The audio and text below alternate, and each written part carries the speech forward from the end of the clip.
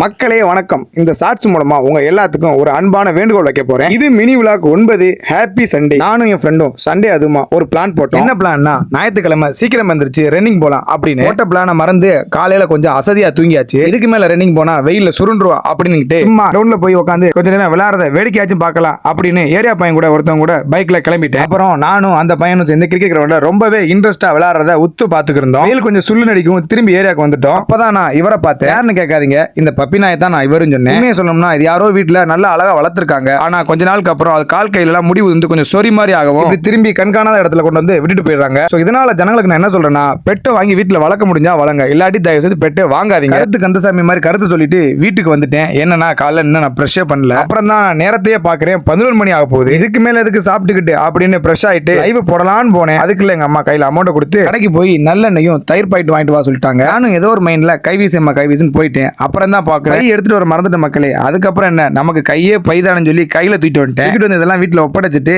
Live போட ஆரம்பிச்சிட்டேன். சுமார் ஒரு 2 மணி நேரம் அருன்னு அறுத்து தள்ளிட்டு என் சப்ஸ்கிரைபர் வச்சு. ஆனா என் சப்ஸ்கிரைபரும் இன்முகத்தோட என் கூட சேட் பண்ணிக்கிருந்தாங்க.